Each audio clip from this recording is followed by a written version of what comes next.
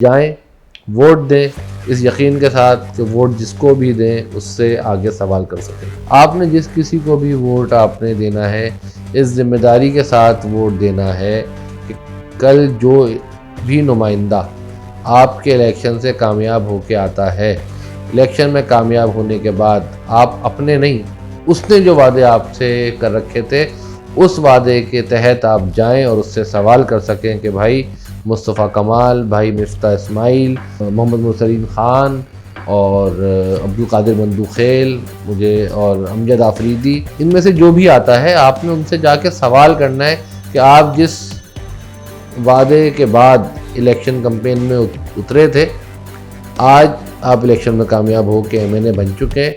आप लिख दें हमें कि आपने अपने वादे की तकमील कब कितने दिन में करनी है।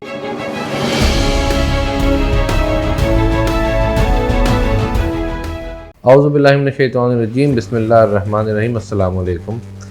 आज मेरी गुफ्तगू का मरकज़ NA 249 और बल्दिया इत्तेहाद टाउन, औरंगी, मोमिनाबाद और उससे मुल्हिका इलाक़ों में जहाँ जहाँ कल बरोज़ जुमेरात 29 अप्रैल को एक ज़िमनी इंतख़ाब होने जा रहा है, उसके मुतालिक रहेगा। ये ज़िमनी इंतख़ाब फैसल वाउडा जो कि PTI की तरफ से MNA मुंतखब हुए थे बल्दिया से, उनकी सीट खाली करने की वजह से हो रहा है। अब यहाँ पे हम गुज़िश्ता 10 से 15 सालों का अगर हम एक ओवरव्यू लेते हैं, मैं नाज़रीन को बताना चाहूँगा कि ये सीट कब कब किस किस के पास रही और ये हलक़े में कितने लोग रहते हैं, कितने मर्द कितने ख़वातीन वोटर हैं और इस हलक़े के लोगों के बुनियादी मसाइल क्या हैं। पहले हिस्से में मैं बताऊँगा कि ये इलेक्शन अगर हम पिछले 15 सालों का जायज़ा लेते हैं, 2008 से हम शुरू करते हैं। 2008 में ये सीट मुत्तहदा कौमी मूवमेंट जो अपनी असल हालत में थी उसके पास थी। 2013 में भी ये सीट मुत्तहदा कौमी मूवमेंट जो अल्ताफ़ हुसैन साहब की MQM थी उसके पास थी। 2008 में इसके जो कैंडिडेट थे SA इकबाल कादरी साहब, उन्होंने कोई 95,000 के करीब वोट लिए। फिर उसके बाद जो इलेक्शन 5 साल बाद होते हैं 2013 में, उसमें भी इनके वोटों की तादाद कुछ हज़ार बढ़ गई। मतलब अगर 95 थी तो वो 96-97,000 हो गई। उसके बाद आता है 2018, जैसे कि MQM अपनी असल हालत में ही नहीं रही, तो उसके बाद पूरे शहर में एक सेटबैक होता है और वोट यकसर जो है MNA MPAs नमूदार होते हैं PTI के। उसी ज़िम्मे PTI की तरफ से नामज़द किए गए फैसल वाउडा साहब बल्दिया की सीट ले लेते हैं और हमारे अपने मुशाहिदे के मुताबिक भी, लोगों की राय के मुताबिक भी, जो फैसल वाउडा के पिछले साल कुछ साल गुजरे हैं इलेक्शन 2018 के बाद से लेकर अब तक, फैसल वाउडा अपने इलाके में, हलके में कभी भी नज़र नहीं आए। हम लोगों को ऐसा जलील कर दिया इस हुकूमत ने। हम बोलते हैं इमरान खान हमको मौत दे दे तो वो अच्छी बात है, इमरान खान हमको मौत दे दे तो वो अच्छी बात है। मैं आपको वोटों की तादाद भी मैं बताऊं, फैसल वाउडा के वोट होते हैं 35,344 और शहबाज शरीफ के 34,626 वोट्स। बहुत कम फ़र्क था, बहुत ही बारीक सा फ़र्क था, मार्जिनल फ़र्क था। और मुत्तहदा कौमी मूवमेंट पाकिस्तान ना दूसरे नंबर पे थी, ना तीसरे पे थी, चौथे या 5वें नंबर पे थी। उस वक्त के हालात यही थे। अवाम ने इनको वोट दिया, ये आ गए। इन्होंने अवाम के साथ जो बर्ताव रखा तो अब अंदाज़ा होगा इनको। अब मैं आता हूँ भाई इस वक्त की मौजूदा हालात में 2021 में। आज यानी जब वीडियो आप मेरी देख रहे हैं, आज एक ज़िमनी इंतखाब होने जा रहा है जिसमें पाकिस्तान तहरीक-ए-इंसाफ की तरफ से नामज़द किए गए अमजद आफरीदी साहब हैं, मुस्लिम लीग नून से मिफ्ताह इस्माइल साहब हैं। MQM के हिस्से बकरों में बढ़ जाने के बाद एक नई तंजीम नमूदार होती है, पाक सरजमीन पार्टी। उसके सरबराह साबका कराची के मेयर नाजिम जनाब सैयद मुस्तफ़ा कमाल साहब ख़ुद इस इलेक्शन में शरीक हो रहे हैं बतौर कैंडिडेट नेशनल असेंबली NA 249। इसके बाद मुत्तहदा कौमी मूवमेंट जो अपनी बची कुची हालत में है उसके उम्मीदवार हैं हाफिज़ मोहम्मद मुरसलीन साहब। अब मैं इस वक्त आपको कुल वोटों की तादाद, बल्दिया टाउन की आबादी, मर्द और ख़वातीन वोटर्स की तादाद में बताऊं।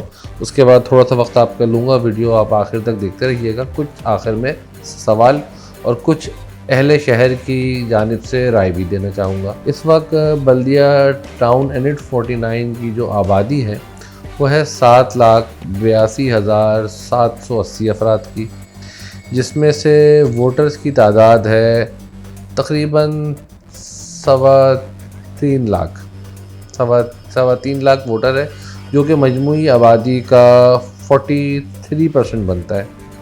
उसमें से ख़वातीन वोटर की तादाद है 1,37,000 और कुछ, और मर्द वोटर्स की तादाद है 2,16,000 और कुछ। अब ये तमाम उस आबादी का 43% वोटर्स हैं जो कल के इलेक्शन में जाके वोट डालेंगे। कल शब जब हम वहाँ मौजूद थे तो वहाँ पे मिफ्ता इस्माइल साहब, जैसा कि आपको मेरे पीछे स्क्रीन में नज़र आ रहा है, अपनी एक धुआंधार इलेक्शन कैंपेन कर रहे थे और अपने वोटर्स को, अपने पोलिंग एजेंट्स को, अपने जो भी उनके सपोर्टर्स थे उनको इस बात की सख्ती से ताकीद कर रहे थे कि उन्होंने वोट ज़ाया नहीं होने देना, रात भर उन्होंने जाग करके गुजारनी है। और वो सब इस बात को ही ज़ोर दे रहे थे कि कल सुबह सहरी के बाद आपने सोना नहीं है और आपने जाग करके सुबह 7 बजे पोलिंग बूथ पे मौजूद होना है। और आपने, मिफ्ता इस्माइल साहब ने ये भी ऐड किया कि आप सब ने मुझे अपनी सेल्फ़ी निकाल के भेजनी है 7 बजे से पहले। बहुत अच्छी बात है, अपने हलके में वो मेहनत कर रहे हैं वोट लेने के लिए, और हमारी दुआ ही होगी कि अगर वो मिफ्ता इस्माइल ही इस इलेक्शन में कामयाब हो जाते हैं तो वो इतनी मेहनत अलग सुबह इलेक्शन में कामयाब होने के बाद अपने वोटर्स की खिदमत करने के लिए भी अगर करेंगे तो बहुत हमें खुशी होगी। इसके बाद मैं आता हूँ इस हलके की हक़ाइक़ की जानिब। शोर मचा हुआ है कि बहुत ज़्यादा कि इलेक्शन में 1-to-1 मुकाबला है मिफ्ता इस्माइल और पाक सरज़मीन के मुस्तफ़ा कमाल साहब में। नहीं, ऐसी बात नहीं है। पाक सरज़मीन से पहले वहाँ पे मुत्तहदा कौमी मूवमेंट के जो नुमाइंदे हैं हाफिज़ मोहम्मद मुरसलीन, इनकी वहाँ पे फुटिंग्स बहुत ज़्यादा मजबूत है। और मुत्तहदा कौमी मूवमेंट एक बहुत ज़्यादा एक्सपीरियंस जमात है, सीजन जमात है। उसके बाद हम आते हैं पाकिस्तान पीपल्स पार्टी की तरफ। बिल्कुल नहीं भूलना चाहिए, पीपल्स पार्टी हाकिम वक्त है। लेकिन आइए अब हम हलके के लोगों पे आते हैं। भाई, कल आपने जाकर इलेक्शन में रोज़े की हालत में वोट देना है। इंसान को वैसे भी जब वोट वो देने जाए तो ये इंसान की, कौम की अमानत होता है। अल्लाह के सामने आपने अल्लाह को हाज़िर नाज़िर जान के ऐसे सही बंदे का या ऐसे सही जमात का इंतखाब करना है जिसको आप समझते हैं कि हाँ, ये आपके मसाइल पर काम कर सकती है। चाहे वो मुस्तफ़ा कमाल हो, चाहे वो मिफ्ता इस्माइल हो। मिफ्ता इस्माइल अपोजिशन में है, मुस्तफ़ा कमाल साहब पहली दफ़ा इलेक्शन में इस अंदाज से आ रहे हैं कि वो MNA बनने के ख्वाहिशमंद हैं। तो आप चाहे इनको वोट दें, चाहे मिफ्ता इस्माइल साहब को वोट दें, चाहे आप पीपल्स पार्टी को वोट दें।